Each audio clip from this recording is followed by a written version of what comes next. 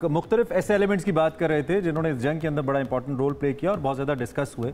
बहुत सारी चीज़ें ऐसी हैं जो मॉडर्न वॉरफेयर को लेकर दुनिया के सामने आई भी।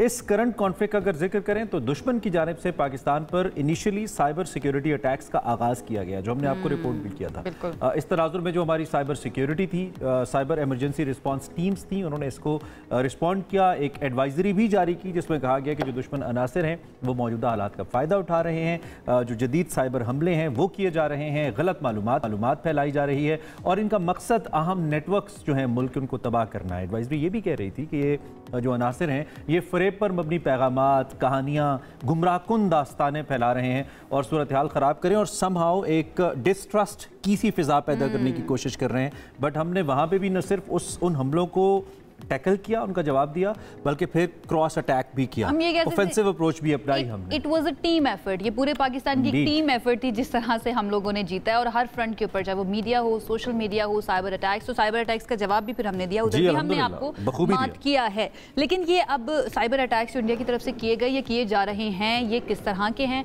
इनसे बचना किस तरह से है और ऐसी सिचुएशन में क्या क्या किया जाना चाहिए, स्पेशली साइबर स्पेस के अंदर, इस पर बात करने के लिए हमारे साथ इस वक्त मौजूद है डिजिटल एक्सपर्ट असद बेग। आप इनको अक्सर के अंदर देखते रहते हैं सुबह से आगे में, आज एक मरतबा फिर से हमारे मेहमान बने, उनको वेलकम करते हैं। Asad, thank you so much हमें ज्वाइन करने के लिए। ठीक है, आप अच्छा इंडियन मीडिया के मुताबिक तो सारे पाकिस्तानी जो है ना वो जा चुके थे। ठीक रही आप जंगी कैदी तो नहीं बने आप? नहीं, थैंकफुली फॉर्चुनेटली हम पहले वैसे ईदों के हवाले से पूछते थे ना, ईद ठीक रही, अब आप कह रहे हैं जंग ठीक रही। अल्हम्दुलिल्लाह, ऑन अ सीरियस नोट के सबके लिए ठीक रही। सबसे पहले तो इस फिनोमेनन के बारे में हमें बताइए, क्या कुछ नया इस सारी सूरत हाल के अंदर इमर्ज हुआ? आई बिलीव हम पाकिस्तानियों के लिए तो हुआ, बहुत सारी चीज़ें जो हमें नहीं पता थी। बीइंग एन एक्सपर्ट, आपने साइबर सिक्योरिटी की या साइबर एक्सपर्टीज़ की कितनी अहमियत देखी इस जंग के अंदर और फिर फ्यूचरिस्टिक पॉइंट ऑफ व्यू से आप क्या देख रहे हैं? देखिए, बहुत ज़्यादा थी। मैं वंस अगेन, क्योंकि आप हमारे पास टाइम लिमिटेड होता है तो मैं अपने आप को फोकस रखूंगा दो तीन चीज़ों पे। नंबर एक तो हमने देखा कि information warfare, right, which essentially means कि आप एक नैरेटिव क्रिएट करें और कि जो आप एक्शंस कर रहे हैं उसको जस्टिफाई करने के लिए। और इंटरेस्टिंग बात ये थी कि वो जो इंफॉर्मेशन वॉरफेयर था वो पाकिस्तान पे फोकस नहीं था, वो इंडिया का अपने ही नेशनल्स पे, अपने ही सिटीजन्स पे फोकस था। बिकॉज दे, ये जो द होल आइडिया ऑफ, अभी नॉम चॉम्स्की की मैं बात कर रहा था कि मैन्युफैक्चरिंग कंसेंट, वो तभी होता है कि जब आप मीडिया में एक नैरेटिव बनाते हैं। कल भी मैं एक शो में था इंटरनेशनल, वहाँ पे एक इंडिया के सहाफ़ी थे, वो बता रहे थे कि बहुत ज़्यादा सेंटिमेंट था अवाम में, इंडिया में, कि कुछ ना कुछ होना चाहिए। तो द क्वेश्चन इज कि वो सेंटिमेंट कहाँ से बना? वो मीडिया की रिपोर्टिंग से ही बना। और ये वंस अगेन नॉम चॉम्स्की के काम को मैं अगर रेफर करूँ तो वो द होल आइडिया कि आप किस तरह मैन्युफैक्चर करते हैं कंसेंट को, वो हमारे सामने है। अमेरिका ने भी किया था इराक पे करने से पहले, जहाँ पे you know the whole shebang. तो वो एक तो हमने information warfare on the Indian citizens mainly, number one. Number two, जो हमने साइबर, आपने जिस पे हमले की बात की, वो बड़ा इंटरेस्टिंग है। देखिए, साइबर अटैक्स में या साइबर सिक्योरिटी में हम अक्सर एक बात कहते हैं कि वो सिर्फ उतना ही स्ट्रॉन्ग होता है जितना आपका वीकेस्ट लिंक स्ट्रॉन्ग होता है। अच्छा, अब ये बड़ा इंटरेस्टिंग है क्योंकि जनरली हमारे जहनों में ये होता है, और ये बहुत इंपॉर्टेंट आपके सुनने वालों के, देखने वालों के लिए, जनरली हमारे जहन में होता है कि जी साइबर जो हमले हैं इन अ वॉर टाइप सिनेरियो, वो या तो क्रिटिकल इंफ्रास्ट्रक्चर पे होंगे, मसलन एयरलाइन पे, या हमारे बिजली के इंफ्रास्ट्रक्चर पे, या डिफेंस के इंफ्रास्ट्रक्चर पे, या वो किसी ऐसी जगह पे होंगे जहां से किसी चीज को कंट्रोल किया जा सकता है, राइट? ऐसा नहीं होता हमेशा। जो वो साइबर अटैक्स होते हैं वो सिटीजन्स पे भी होते हैं और उसकी वजह यह है कि आपके फ़ोन से, मेरे घर के कैमरे से, हमारे ऑफिस के कैमरे से, हमारे ये जो इन्फॉर्मेशन के सोर्सेज हैं, इससे अंग्रेजी में वंस अगेन कहते हैं कि ओपन सोर्स इन्फॉर्मेशन कलेक्ट करने में हेल्प मिलती है, जिसको आप ऑसेंट कहते हैं या ओपन सोर्स इंटेलिजेंस कहते हैं, राइट? तो ये बड़ा एलिमेंट होता है कि आपके जो सिटीजन्स हैं वो एट रिस्क होते हैं। मतलब no one is safe, absolutely no one, कोई डिवाइस सेफ नहीं है, कोई कैमरा सेफ नहीं है। हम डराएंगे नहीं किसी को, हम फ्रॉम अ प्रोटेक्टिव उससे बात करेंगे। मोहतात रहने की बहुत ज्यादा जरूरत है। अब मोहतात किस तरह रह सकते हैं? फॉर्चुनेटली आसान तरीके हैं मोहतात रहने के, और क्योंकि मैं बहुत सारी चीजें कवर करना चाहता हूं तो विद योर परमिशन मैं चाहता हूं कि मैं ये देख के इसलिए करूं बिकॉज मैं कोई चीज़ मिस नहीं करना चाहता। सबसे पहले तो हमने देखा कि गवर्नमेंट के कुछ अकाउंट्स थे जो कि शायद हैकिंग का शिकार बने थे या उस पर अटैक होने की करने की कोशिश की गई थी। तो ये बड़ा ज़रूरी है कि जैसे ही कोई ऐसी इंफॉर्मेशन आए वो आपके सिटीजन्स तक पहुंचे। यानी कि अगर कोई ऑफिशियल गवर्नमेंट का अकाउंट फॉर इंस्टेंस किसी का हैक होता है तो और गवर्नमेंट उसको नोटिफाई करती है कि ये अकाउंट पे अटैक हुआ था, जिस तरह आई थिंक शिज़ा फातिमा ने किया था जो हमारी मिनिस्टर है, तो वो फौरी तौर पे गवर्नमेंट वो स्टेटमेंट लोगों तक पहुंचनी चाहिए। उसके लिए जो नेशनल सर्ट है हमारे जो पाकिस्तान के इदारे, उन्होंने एक व्हाट्सएप ग्रुप बनाया था जो कि मुझे लगता है एक बहुत अच्छा इनिशिएटिव था। तो सबसे पहले तो मुझे लगता है कि वो लोगों को ज्वाइन कर लेना चाहिए फौरी तौर पर, जहाँ पे वो अपडेट्स दे रहे थे कि इट्स एन ओपन ग्रुप, वो ज्वाइन कर लेना चाहिए। और ये आप सर्च कर सकते हैं आपके लोग जो उसको ज्वाइन करना चाहते हैं। नंबर 2, जो मेन वेपन होता है साइबर सिक्योरिटी में लोगों को हैक करने के लिए, वो मलिशियस लिंक्स होते हैं। उसका मतलब ये है कि आपको लिंक भिजवाया जाएगा व्हाट्सएप के थ्रू या SMS के थ्रू या फेसबुक मैसेज के थ्रू, और आप उस पर क्लिक करेंगे तो आप वल्नरेबल होंगे। अगर आप उस पर क्लिक नहीं करेंगे तो आप वल्नरेबल नहीं, आपकी डिवाइस हैक हो जाएगी। जी एग्जैक्टली। अब वो मतलब आपको कहीं पे लेके जाएंगे, आपसे परमिशन मांगेंगे। हमेशा ही मैं सोचता हूँ जस्ट टू क्लिक इट, और जब आपने क्लिक किया तो वो आपसे कुछ इन्फॉर्मेशन पूछ लेता। तो अगर मैंने क्लिक किया मैं तब भी दोनों तरीके से हो सकता है। वंस अगेन मैं उसकी बहुत डिटेल्स में नहीं जाऊंगा, लेकिन इस किस्म के मलिशियस कोड्स एम्बेड भी किया जा सकता है। मसलन PDF फाइल्स में एम्बेड किए जा सकते हैं कि आप PDF फाइल खोलें तो वो ऑटोमेटिकली कोड चल जाए, राइट। और वंस अगेन ये कोई नई टेक्नोलॉजी नहीं है, ये बहुत अरसे से हैकिंग टेक्निक्स छोटी जिसको हम स्नूपिंग कहते हैं या इस किस्म के ट्रोजन हॉर्सेस होते हैं, वो आपको इफेक्ट कर सकते हैं। मुझे लगता है हमारी जो पेरेंट्स वाली जनरेशन है या जो बड़े बूढ़े हैं वो ज्यादा वल्नरेबल होते हैं। और फिर उस पे आपकी बात से कनेक्ट करते हुए अगली जो बात मैं करना चाहूंगा वो यही वाली बात है कि हम या जो मिलेनियल्स हैं या जो जेन ज़ी है, दे आर तो वेल अवेयर कि क्या करना है क्या नहीं करना, लेकिन जो क्योंकि अब डिवाइसेस मोबाइल फोन्स हमारे से जो पहले जनरेशन है उनके पास भी हैं, and they have not unfortunately grown with the technology. वो उन technology is a new thing for them. तो उनको वो once again वही वाली बात कि weakest link जितना आपका weak है उतनी ही आपकी cyber security weak है। They could be the weakest link in our society. तो बहुत जरूरी है कि उनसे बात की जाए। आम लोगों से जो इन्फॉर्मेशन लीक होती है, आपने कहा कि ओपन डाटा सोर्स होता है, इंपॉर्टेंट कितना है ये? बहुत ज़्यादा। आप इसको एक इंडिविजुअल की जहन में ना देखें ना। मसलन आप इमेजिन करें कि इस्लामाबाद में आपने 10, 20, 25 कैमरास जो घर पे लगे हुए हैं, हम CCTV कैमरास जो इंटरनेट से कनेक्टेड होते हैं, वो हैक हो गए। तो you are getting real time information of क्या हो रहा है, कौन आ रहा है, कौन जा रहा है। यानी Asad everything that is connected with internet वो वल्नरेबल है। जी, वो डेफिनेटली वल्नरेबल है। अगर और वो वल्नरेबल तब है, वो वंस अगेन वही वीकेस्ट लिंक वाली बात है। जितने आप वल्नरेबल हैं मेंटली स्पीकिंग, नॉलेज के हिसाब उतना ही आप इंटरनेट लेयर्स को डिस्कस कर रहे थे। एक तो आपने कहा कि गवर्नमेंट का वो ग्रुप है वो ज्वाइन कर लेगा। मैं वेरी क्विकली सबसे पहले जो आपको चीज देखने वाली है, जो बिल्कुल आपने 2-3 चीजों का ध्यान रखना है, ज्यादा इसमें हम कॉम्प्लिकेट नहीं करते। नंबर 1 कि कोई भी ऐसा मलिशियस लिंक बहुत आते हैं, ईमेल पे आते हैं कि ये फलां क्लिक करें आपका अवार्ड जीत गए हैं आप, और ये यहाँ पे क्लिक करें, सो मैसेंजर्स पे आते हैं। ऑफन टाइम्स वो लड़कियों के नाम से लड़कों को आते हैं, लड़कों के नाम से लड़कियों को आते हैं। वो द होल आइडिया ऑफ किसी भी तरीके से आप उनको इंटाइस करते हैं। किसी भी मलिशियस लिंक पे आप क्लिक ना करें, रिगार्डलेस कि वो आपने किस तरह से करना है उसको ना करें। कोई फाइल आई है उसको ना खोलें। किसी फ्रेंड से भी आ सकता है। जी बिल्कुल आ सकता है, आपके अपने फ्रेंड, क्योंकि ऑटोमेटिक है कोई और मुझे लिंक आया। जी बिल्कुल। तो एक तो ये है। दूसरी बात ये है कि जो लिंक्स आते हैं कई दफ़ा वो फॉर इंस्टेंस मैं नोट करा था, वो कई दफ़ा होते हैं गवर्नमेंट के वेबसाइट्स के नाम से। और उस पे लिखा होता है कि आप अपना डेटा एंटर करें, यहाँ पे CNIC एंटर करें, लेकिन अगर आप गौर से देखें तो वो गवर्नमेंट की वेबसाइट्स नहीं होती।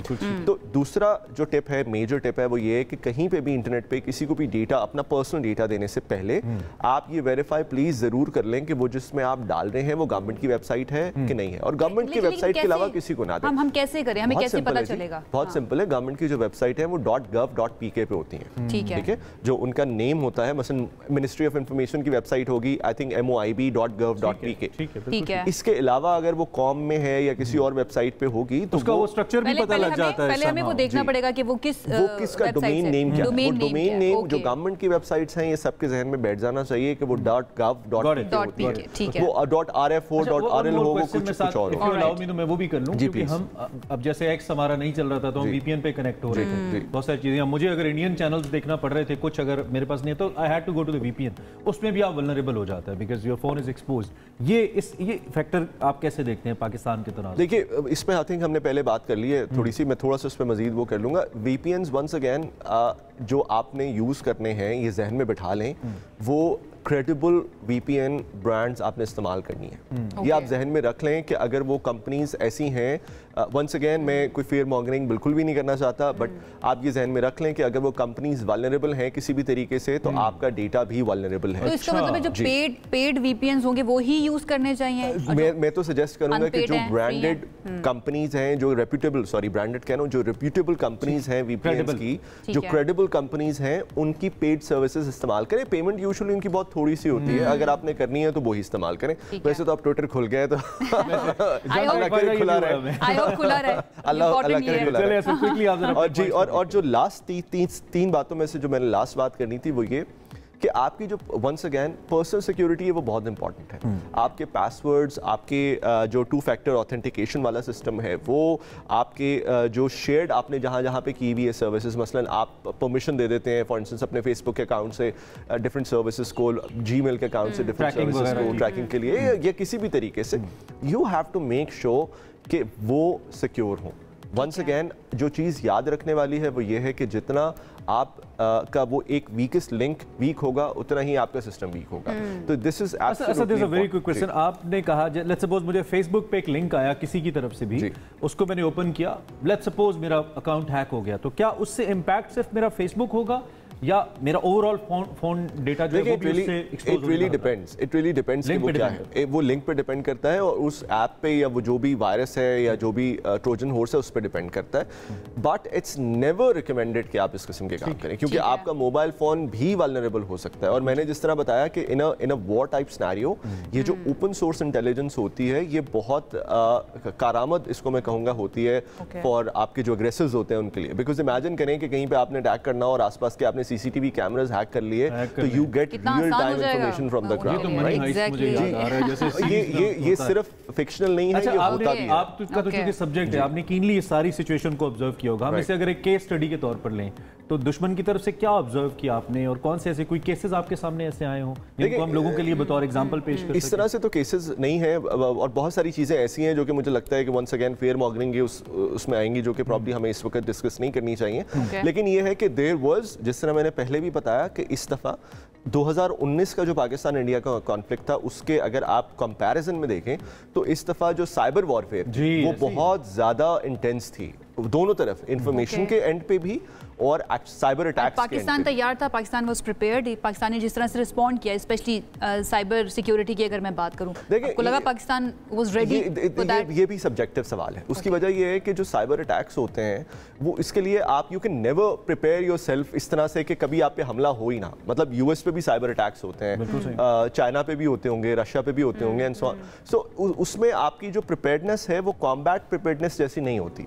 उसमें आपकी वल्नरेबिलिटी इस तरह से होती है कि आपके सिटीजन्स में नॉलेज कितना है फंड्स। बहुत अच्छी बात है। You see what I mean? So उसको आप इस तनाजुर में नहीं देख सकते। जिस तरह की टेक्नोलॉजी या जिस तरह से अटैक्स किए जाते हैं या नई नई टेक्नोलॉजीज पूरी दुनिया के अंदर आती रहती है, पाकिस्तान उनको काउंटर करने, that's what I am trying to ask, Pakistan को काउंटर करने के लिए रेडी था, वो टेक्नोलॉजी का एंटीडोट था। लेकिन इसको अब वंस अगेन आप एक मोनोलिथ के तौर पे नहीं देख सकते पाकिस्तान को, बिकॉज जिस तरह मैं अभी आपको बताने की कोशिश कर रहा था कि जो अटैक्स होते हैं वो इंडिविजुअल बेसिस पे भी होते हैं, जी आपके सिटीजन्स पे होते हैं। सो आप उसको पाकिस्तान की प्रिपेयर्डनेस के साथ नहीं वो कर सकते। इट रियली डिपेंड्स ऑन कि आपकी वल्नरेबिलिटीज क्या है, ऑन और आपकी खुद की अवेयरनेस कितनी है, अवेयरनेस कितनी। लास्ट क्वेश्चन, किसी भी सूरत में मैं उसी सूरत में अपना डाटा एक्सपोज करूंगा या किसी साइबर अटैक का शिकार होऊंगा जब मैं उसको एक गो हेड दूंगा by clicking any certain link, otherwise शायद या आपका पासवर्ड वीक होगा, या आपके जो 2 फैक्टर ऑथेंटिकेशन है वो नहीं होगी, या आपने किसी ऐसी सर्विस को सब्सक्राइब किया होगा अपने फेसबुक या गूगल के अकाउंट से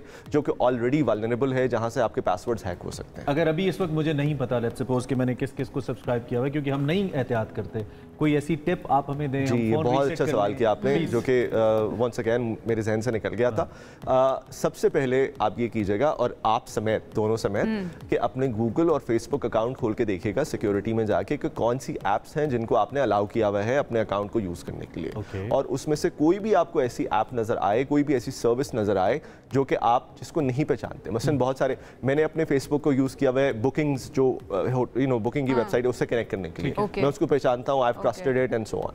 लेकिन कोई अगर ऐसी सर्विस जिसको आप नहीं पहचानते, उसको फौरी तौर पे वहां से रिमूव कर दें, अपने गूगल अकाउंट से भी और अपने फेसबुक अकाउंट से भी। और नजर आ जाएगा वंस अगेन एक दफ़ा और रिट्रेट करने के लिए, कोई ऐसा लिंक जिसको आप आइडेंटिफाई नहीं करते, जो आपको मैलिशियस लगता है, जिस पर शक भी होता है, उसको क्लिक करने की जरूरत है। मतलब ये चीज़ें हमें, मुझे तो बहरहाल मैं कह सकती हूँ, बहुत ही ज़्यादा लगती थी कि इनका कोई खतरा नहीं है, बिल्कुल डेंजरस नहीं है, बट इट कैन बी।